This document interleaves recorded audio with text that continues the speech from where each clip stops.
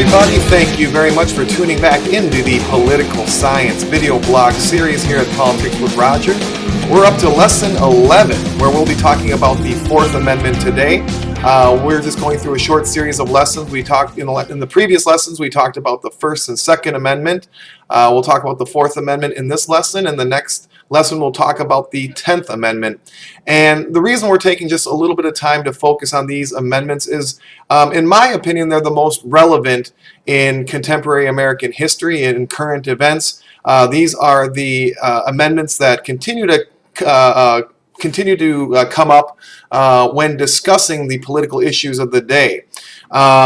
So the Fourth Amendment, and we'll just dive right in, and I'll just say, like I said about the First and Second Amendment, I could actually talk on this subject for hours if I wanted to. We can raise a lot of different stories where the Fourth Amendment is extremely relevant, and we can dive really deep, but this is just an overview, so we're not going to dive really deep into the issues. I'm going to raise a lot of issues, though, and hopefully give you something to think about. And I promise you, a lot of these issues we're gonna circle back in later lessons. But this is more of an overview just about the Fourth Amendment, and we'll highlight some of the issues and current events that underscore the importance of the Fourth Amendment and why it's important that you have a Fourth Amendment and that Americans have a Fourth Amendment. So the Fourth Amendment, in just a few words, prohibits unreasonable search and seizure. If the police come to your place or come to somebody's place and they want to search your home, they have to have a search warrant. And the Fourth Amendment is the reason that law enforcement would need a warrant to conduct a search, meaning that there has to be a reason for authority, for law enforcement to basically bother you, to search you, to examine you. But let me just read the amendment word for word, just so we can get an understanding of that.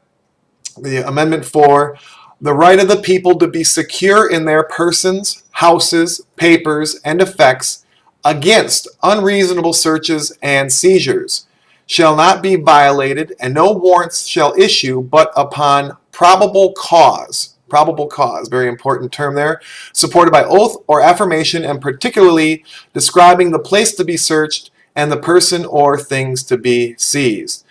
This is very, very important. Again, this probable cause, and sometimes we have a hard time understanding this in America. There's countries around the world where, if a police officer or a law enforcement officer doesn't like the way you look, doesn't like the shoes you have on, I'm just using examples, they can harass you. This protects American citizens from unnecessary harassment from law enforcement. You have to be suspected of a crime.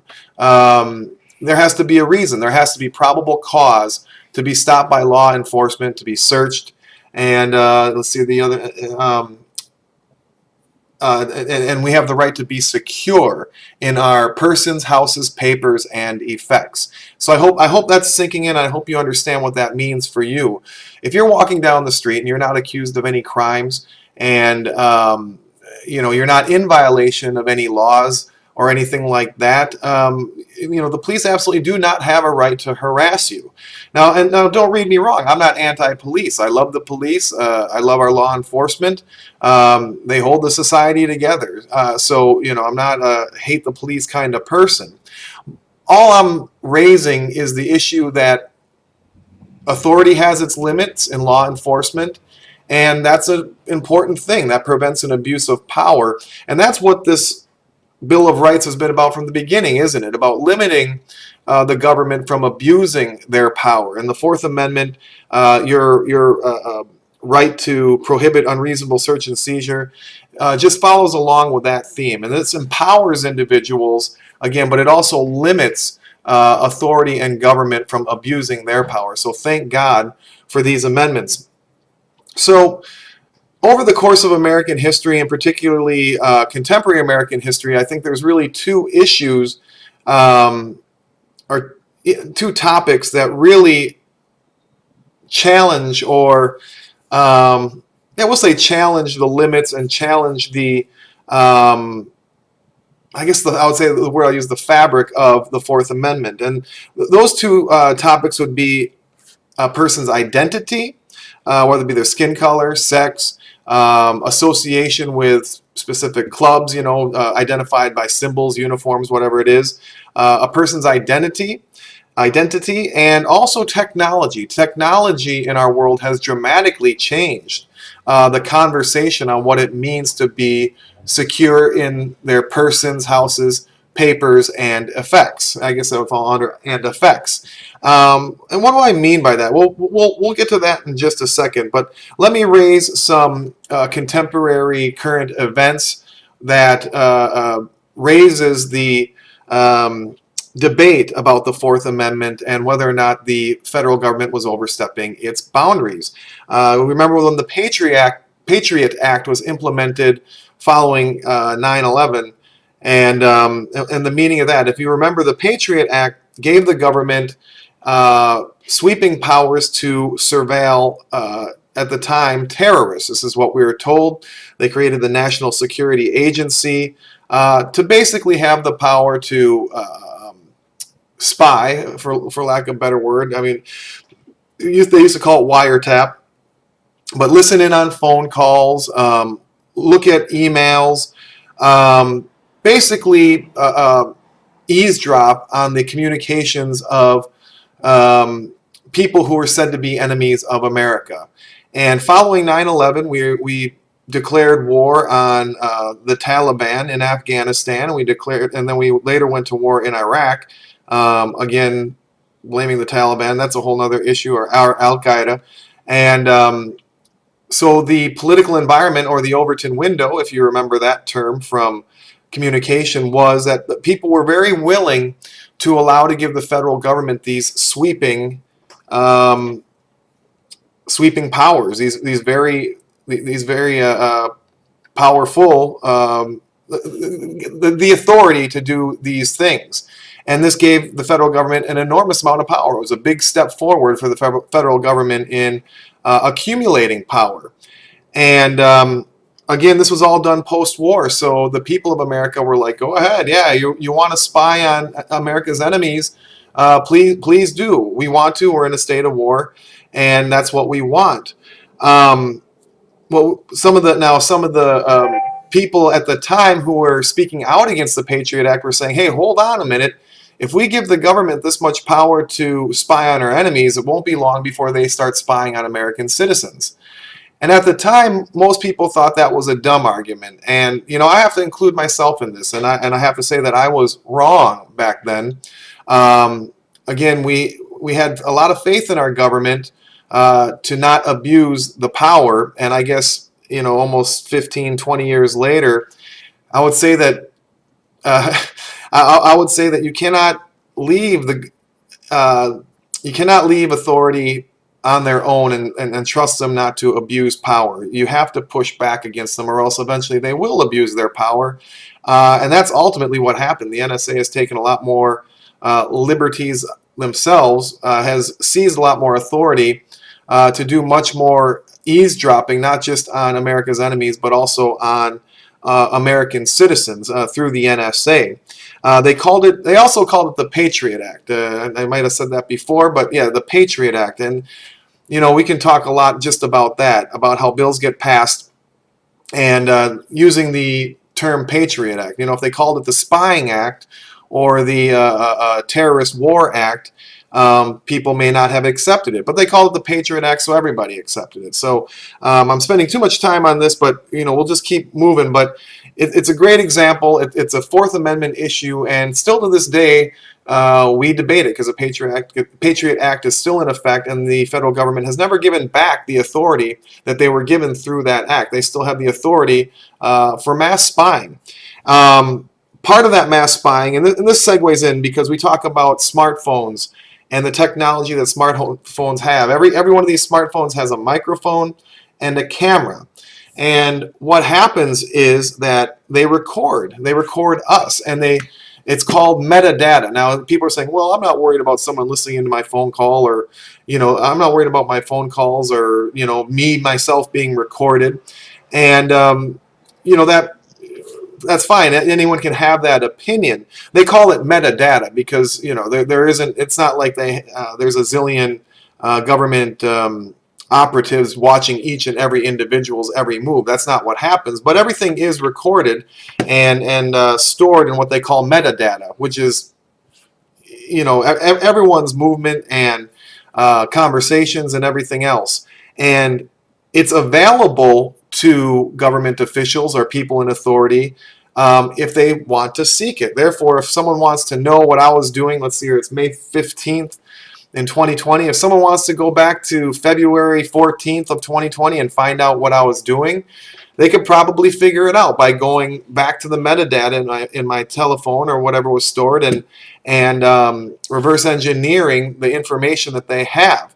Now, this is a violation of my Fourth Amendment rights because particularly if I haven't committed any crimes or I'm not suspected of any crimes, if there's no probable cause, coming back to that phrase. But the federal government still has that power. So you can see already where the tension exists in the Fourth Amendment and why this particular amendment is so important in contemporary American history and current events. I mean, it permeates our life at this point in our history because of the technology and because of the power that the federal government now has. So, just something to think about, guys, and something for us to talk about. Now, another thing that's kind of on the docket and are coming right around the corner is predictive behavior, basically predicting whether or not someone's going to be a criminal. What if you post something on social media? Maybe it's not nice, maybe you use naughty words, whatever it is, and some artificial intelligence computer says, hey, this person's dangerous. We need to arrest them before they commit a crime. Now, we haven't gotten to that point yet, admittedly, but what you learn after observing politics and observing the world after a long time is eventually these things do start to come up. So that's another issue. This is an issue for the future in the Fourth Amendment, but that's just another issue to be raised, and we can probably talk about that later. And then finally, just to try to keep things short, and again, just make this an overview of the Fourth Amendment, there's abuse of power, which we've already been talking about, government spying. But, government can also abuse their power within factions of the government. In other words, they can use it against themselves. And what I mean by that is basically what we're talking about right now, where the transition of power from the Obama administration to the Trump administration in 2016 and 2017, the Obama administration right now in real time is being accused of spying on the Trump administration, even before Trump became president. And this is an enormous abuse of power. It has an enormous potential to lead to tyranny, because if you can imagine the possibilities of a government using the government agencies, the FBI, the CIA, the DOJ, to spy on their opponents, frame their opponents. One administration could just hold on to power forever, which is exactly what we're trying to avoid. We're trying to promote the peaceful transfer of power after every election cycle. And because of that peaceful transfer of power, we limit the power of the federal government. Everything in the Bill of Rights, everything in our United States Constitution. This goes back to lesson number 6 and the significance, and lesson number 7. About the philosophers and the philosophies of American constitutionalism is to limit the power of the federal government so that it cannot be abused, so we do not slide into tyranny. Because governments always do trend towards centralization of power, and centralization of power will eventually lead to tyranny. And that's why this government was set up to not only slow it down, but also to beat it backwards. And maintain that balance between the governor, the power, and those that are governed, the people who govern us and those who are governed. It's supposed to be a balance, and we have to maintain it. So that's what the Fourth Amendment's there for. But I hope this short discussion opened your eyes to the significance and the importance of the Fourth Amendment, why it's an important right for you to have and to defend. and I hope it introduced some of these issues in contemporary American history and politics to where it's relevant and to where we're fighting over it right now.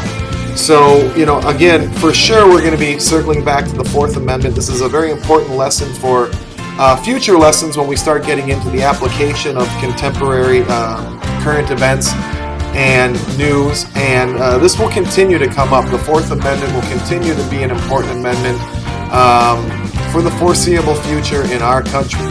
So, hope you got something out of this. Thank you very much, guys, for again checking out the political science video blog series here at Politics with Roger. This was lesson 11, the Fourth Amendment, and we'll come back with lesson 12, the 10th Amendment. Thank you very much, guys. Have a great day.